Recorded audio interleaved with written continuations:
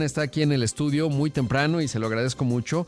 Christian Podlesker, él es el director general de Sanofi Vacunas Latam y México. ¿Cómo estás, Christian? Muy bien, Rodrigo, muchas gracias. Un saludo especial a tu audiencia. Gracias por estar aquí. Oye, y bueno, déjame acomodarte un poco el micrófono para que esté exacto. Ahí vamos. Estimado Christian, bueno, primero entender qué es Sanofi Vacunas, porque creo que es una historia que se ha contado poco. Tuvimos la oportunidad de reunirnos y me contabas, y creo que es mucho lo que ha ocurrido, sobre todo pues cosas positivas en términos de colaboración sector privado con sector público, pero comienzo por el principio básico, ¿qué es Sanofi Vacunas? Perfecto, gracias, Rodrigo. Bueno, arrancaría, ¿qué es Sanofi, no? Sanofi, una compañía global farmacéutica con foco en inmunología, donde estamos buscando capitalizar el impacto en salud pública a través de la innovación.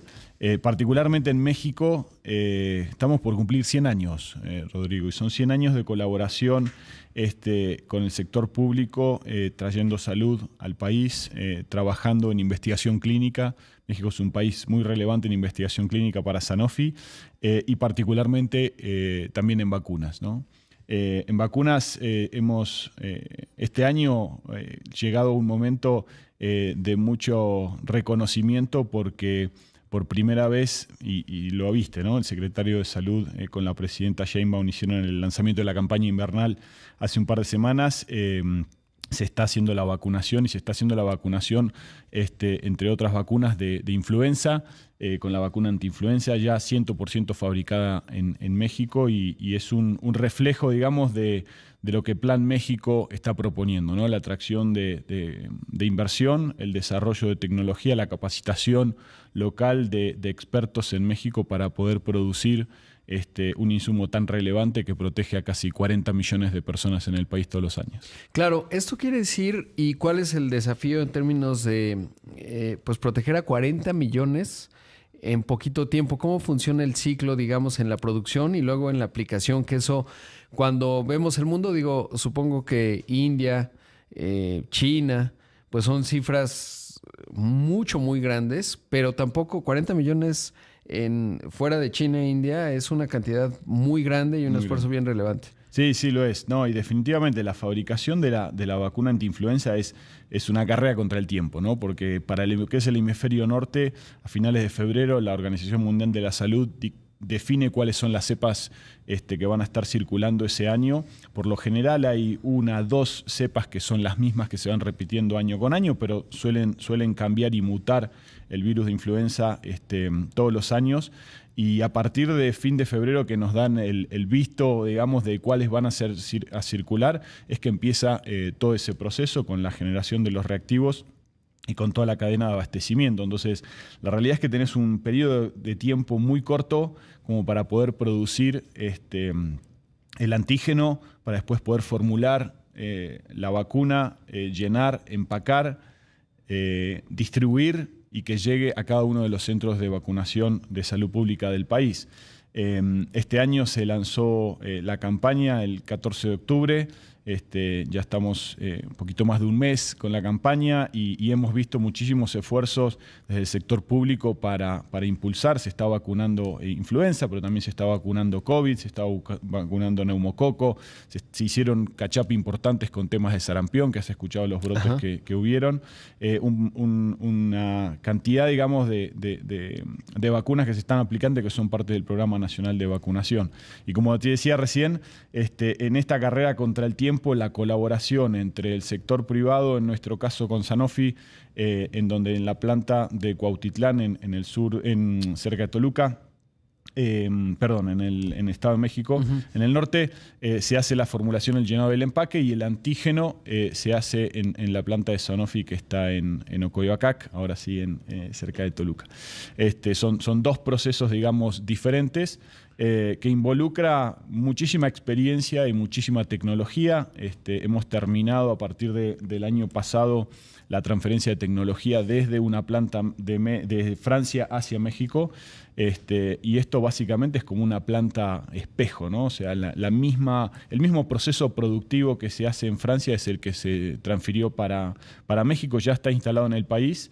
Y lo vemos que está siendo este proceso ejecutado por mexicanos y mexicanas que se han capacitado en el país, muchos ingenieros biotecnológicos del Instituto Politécnico Nacional que están trabajando allí hace algunos años. Algunos de ellos con mucho orgullo nos dicen: yo estuve desde el día que se puso el primer ladrillo en esta planta, y hoy ver la vacuna en el país distribuida y siendo aplicada es un orgullo para mí. Así que es un orgullo para nosotros también que esto sea una realidad y que hoy esté impactando en la salud pública. Claro. Y antes de esto venía de Francia, digamos, el antígeno, y acá ya se empacaba, etcétera. Así funcionaba. Bueno, este es un trabajo, digamos, de inversión mixta con la Secretaría de Salud a través de Birmex de ya varios años, y que fue teniendo en distintas etapas a medida que se iban haciendo los procesos de transferencia de tecnología, ¿no? En principio la vacuna era fabricada en Francia, después se empezó a fabricar solamente el antígeno acá, y al terminar el antígeno se mandaba hacia Francia, se hacía la formulación, el llenado y el empaque en Francia, y el vial venía acá para el análisis por parte de la agencia regulatoria, COFEPRIS, y la liberación. El año pasado ya hicimos, de los prácticamente 40 millones de dosis que se aplican en el país cada año, hicimos 20 millones aproximadamente en México, totalmente hecha en México, y los otros 20 millones eran con parte terminada en Francia, por una cuestión de capacidad y llegar a tener a la planta en ritmo, digamos, de producción. Y este año nos hemos aventurado el gran desafío de hacer las 40 millones que ya han sido satisfactoriamente fabricadas. Una colaboración muy cercana, te decía, con la agencia regulatoria, porque necesitamos, por supuesto, que CAIAC y que COFEPRIS hagan el proceso de análisis de ese biológico para luego la distribución. Entonces es un trabajo en conjunto bastante importante para dar esa cadena, esa tiempo que te decía, ¿no? Desde el 28 de febrero hasta el inicio de la temporada. Entonces no es que puedes decir: no, vamos a entrar en la temporada dentro de 2 meses. No, el deadline es ese y ahí vamos. O sea, más o menos en 8 meses. Ahora, ¿qué pasa si se identifican 2 variantes, hay una tercera? Porque el otro día lo aprendía contigo, y creo que se me va a acabar el tiempo, pero lo quiero dejar planteado. Y es que teníamos la tetravalente, los que tenemos hijos, pues sabemos, ahí viene la tetravalente. Y si no es trivalente, y entonces uno no sabe, dice, pues 4 debe ser mejor que 3, ¿no? Y ahora en realidad son 3, pero lo que te quiero dejar planteado es: ¿qué pasa si entre febrero y octubre surge una variante más? Suele ocurrir, o así no funciona, y ya están planteadas, y ahora pues serán trivalentes, según entiendo, y la tetravalente no tiene ni caso porque es una variante que ya quedó. Bueno, sí, buena pregunta. Así no funciona, no es que de repente surge una... O sea, si surge estaríamos en un caso de una pandemia y sería una situación diferente. Pero la OMS determina por los centros centinelas cuál es la variante que está circulando, y ya ha hecho unas recomendaciones hace un par de años en donde la cepa Bella Magata ha dejado de circular. Y esa es la que estaba en la cuadrivalente. Este año, la temporada que llamamos 25-26, todavía sigue siendo una vacuna cuadrivalente. Para el año que viene, la idea es que ya sea una vacuna trivalente, porque se ha determinado en varios países del hemisferio sur y hemisferio norte que la Bella Magata no circula y no tiene sentido. Debo hacer un corte, Cristian, pero seguimos conversando. Esta mañana está con... Cristian, algo importante es cómo funciona el tema de las vacunas en términos de los huevos, porque eso es interesantísimo, porque algo aprendí en la pandemia, me acuerdo mucho, yo creo que todos, pues no tenemos nada que hacer más que aprender digamos, de cómo funcionaba el proceso de las vacunas. Están las de RNA, pero luego las más comunes son en que tienes que poner en un huevo, digamos, para que se vaya generando la reacción, ¿no? Y vas haciendo muchas pruebas. Y es una operación, me contabas el otro día, de inmensa, que además no son el huevo que usted y yo nos vamos a desayunar al rato, sino son especiales, digamos, para este proceso. ¿Cómo funciona esa parte? Seguro. Sí, no, súper interesante, y tuve la oportunidad, digamos, de poder recorrer nuestra planta y poder ver ese proceso, ¿no? Destacaría primero que efectivamente es una complejidad logística importante, porque llegan a la planta casi 350.000 huevos diarios, de forma diaria. O sea, básicamente para una dosis de una vacuna se requiere un huevo. Entonces estamos hablando de casi 40 millones de huevos por año. Y en eso se ha hecho un trabajo bastante dedicado para poder hacer todo el desarrollo de la proveeduría local. Casi el 90% de la proveeduría es mexicana, ¿no? Y particularmente con lo que es el criadero, las parvadas que van a poner los huevos durante esa temporada. Son gallinas, super gallinas, por así decir, especiales, con una edad particular para poder justamente poner un huevo con unas características específicas. ¿Y por qué un huevo? O sea, bueno, hay distintas tecnologías de fabricación de vacunas. Vos mencionabas mRNA, por ejemplo, hay otras que son basadas en huevo y hay otras de otras proteínas. Pero básicamente lo que ocurre en el huevo es la inoculación. Se hace una inoculación para poder poder generar el antígeno ahí directamente y después con otro proceso ir haciendo todas las siguientes etapas para poder tener la formulación final, ¿no? Entonces, lo importante es eso, es que llegue el insumo que necesitas en el momento adecuado para generar en el poco tiempo que tenés la cantidad de antígeno necesario que necesita la vacuna, ¿no? Entonces es un proceso definitivamente bien complejo. Contra el tiempo. Claro, que además ese es lo interesante, que es, tienes 8 meses. Acotado en el tiempo, sí. Básicamente, y 40 millones, suena fácil, o sea, cuando 40 millones de vacunas, sí, haz 40 millones de unidades, digamos, para aplicarse 40 millones con unos niveles de calidad altísimos porque van adentro de un humano. O sea, totalmente. No, y eso es de destacar, ¿no? O sea, la vacuna que estamos fabricando en el país es una vacuna que tiene las mismas características en términos de tecnología y de calidad de las vacunas que se fabrican en otros continentes, la que se fabricaba históricamente en Francia y que hoy está totalmente transferida al país. Claro, y son 40 millones por la población de riesgo, ¿no? Es decir, acá los recursos, como en cualquier situación económica, pues son escasos y tienes que maximizar el beneficio, ¿no? ¿Quiénes son en este universo de 40 millones, cuáles, sí, digamos? Bueno, ahí lo que existe en México, digamos, es el Plan Nacional de Vacunación, ¿no? Y en el Programa Nacional de Vacunación están determinadas todas las vacunas que forman el calendario anual y que depende de la enfermedad que se esté previniendo y del rango etario, digamos, o la condición de la persona, se la aplica o no se la aplica. En el caso de la vacuna de influenza, sabemos que cubrimos a los niños, personas con comorbilidades y personas con más de 60 años. Eso es básicamente lo que tenemos agrupado hoy y, por supuesto, embarazadas, mujeres embarazadas y muy importante, de hecho, y profesionales de la salud, ¿no? Los profesionales de la salud son los primeros en ser vacunados porque son los que pueden llegar a estar expuestos de forma más frecuente. Y en el caso de la mujer embarazada, por un lado, protege a la mujer embarazada, pero también el anticuerpo pasa por la placenta del bebé nace protegido en temporada, ¿no? Por eso es importante, como la circulación del virus de influenza se da durante este periodo, digamos, desde inicio de octubre hasta prácticamente marzo, abril, es importante estar cubierto y vacunado en ese periodo. ¿Qué significa encabezar una empresa, una entidad que tiene 100 años en México? Porque la visión es bien importante. 100 años, pues no suena fácil, pero estamos hablando de 1925. La cantidad de cosas que han pasado y sobre todo en las empresas es como el conocimiento se va manteniendo y se va generando cierta inercia institucional en términos de visión. En un país, pues siempre estamos, bueno, no siempre, pero pues, estamos en etapas muy volátiles, ahora entendiendo cómo va a estar la economía mexicana vinculada a su principal socio comercial, un mundo totalmente cambiante.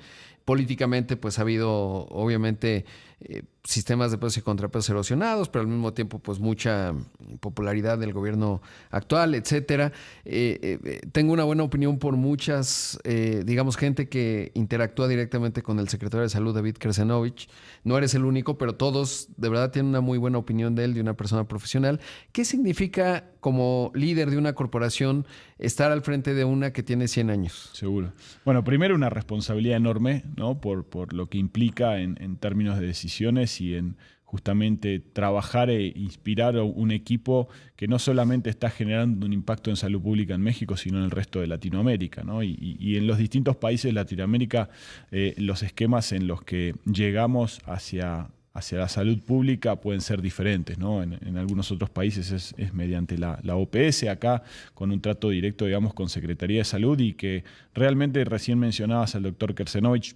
Para mí es una eminencia que me merece el mayor de los respetos y con quien hemos estado conversando muchísimo en este último periodo sobre las posibilidades de seguir innovando en el programa de vacunación Sanofi está trabajando con un portafolio futuro de innovación bastante importante y como te mencionaba antes, Rodrigo, la investigación clínica es algo que ha sido recurrente a lo largo de todos estos años, ¿no? Hoy estamos en México teniendo casi 54 estudios de investigación clínica en distintas áreas, no solamente vacunas, hay mucho en inmunología, en oncología, enfermedades raras, diabetes, etcétera, que obviamente significan muchísimo porque estás generando esa investigación en el país, estás generando datos con población mexicana y que obviamente empieza a generar, porque la investigación es 5, 6, 7 años antes de lo Claro. que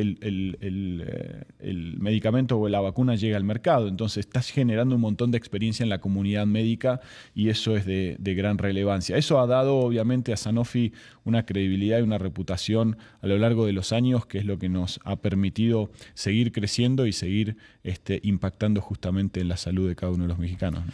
Ahora que te escuchaba, por ejemplo, en los estudios clínicos, considerando que uno de los núcleos poblacionales más importantes en los Estados Unidos pues es de mexicanos, más o menos depende de la cifra que se vea, son 40, 60 millones, pues hay un mercado natural también, o digamos un potencial interesante en uno de los núcleos poblacionales de mayor crecimiento en los Estados Unidos, que pues ahí hay un mercado natural, ¿no? Y eso, pues esa visibilidad de negocio tendríamos que verla para poder tener, bueno, acompañarnos, digamos, porque esto finalmente cae en la COFEPRIS, ¿no? Entonces, si uno tiene desde el punto de vista regulatorio cierta visión, eso permite potencial a la industria en México o de compañías como Sanofi proyectadas hacia afuera, ¿no? Y ya ni Seguro. hablar de América Latina. Sí, seguro. No, y creo que eso va muy de la mano de lo que hemos escuchado de Plan México, ¿no? Y el plan de esta administración para justamente fortalecer una industria tan importante como es la industria farmacéutica, que va a acercar, digamos, salud a la población. Hoy Sanofi de alguna manera impacta 9, 10 de los puntos que vemos en Plan México, en términos de atraer inversión, de desarrollar tecnología, de capacitar, de desarrollar proveeduría local, lo que te decía recién con el 90% de la proveeduría de la vacuna hecha aquí, que da trabajos directos e indirectos a empresas grandes y pequeñas mexicanas y definitivamente eso también hace que nombrás la agencia regulatoria COFEPRIS, empiecen a trabajar en cómo seguir llevando el estándar de calidad hacia otro nivel y poder empezar a acelerar cada vez más procesos que permitan acortar los tiempos para la innovación, que ese es un Claro. gran reto, ¿no? O sea, este año estamos presentando un anticuerpo monoclonal para el virus incisional respiratorio, por ejemplo, que fue aprobado por COFEPRIS a principio del año.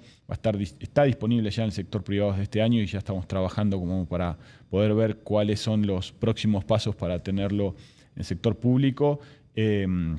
Y este anticuerpo monoclonal previene, digamos, las infecciones virus sincicial respiratorio en menores de 12 meses, que es una de las infecciones principales que sufren los bebés durante su primer temporada y que generalmente se derivan en casos graves en una internación o complicaciones mayores. Entonces, eso fue algo conversado, digamos, desde fines del año pasado con el secretario, que nos mostró interés en que se pueda avanzar con la innovación, en seguir siendo México un referente, como ha sido durante muchísimos años con el programa de vacunación. Y qué importante es tener consistencia, ¿no? En la interlocución que se tiene con las autoridades, porque finalmente una empresa como ustedes de 100 años, pues tiene la visión de largo plazo, pero si hay consistencia, es decir, si no hay variaciones cada que hay cambios de funcionarios o cambios políticos, pues eso ayuda un montón, ¿no? Porque al final, cuando hablas de pues niños de menos de un año, cualquiera que ha tenido un hijo, pues sabe la enorme preocupación que eso genera, pero el impacto real, inmediato en la vida de cientos de miles de personas, ¿no? Y familias. Totalmente. No, y lo vemos, digamos, como algo que hay una preocupación genuina de poder fortalecer ese sector y por eso innovación como esta es algo que nos llena de orgullo al equipo y que una vez más ratifica el compromiso que tiene Sanofi en México. Pues Cristian, qué gusto que estés por acá. Te agradezco mucho que hayas madrugado. Seguro ya de acá a la oficina, pero ya estás despierto, ya estás acá. Así que bueno, gracias por estar aquí. No, gracias a vos, Rodrigo. Gusto verte. Ahí escuchamos a Cristian Podlesker, el director general de Sanofi Vacunas Latam y México. Alguna vez en algún podcast seguramente contaremos la historia de tu familia, que es fascinante, ¿no? Pero bueno, habrá otros momentos. Gracias, Cristian. Gracias a vos, Rodrigo. Gracias a la audiencia también.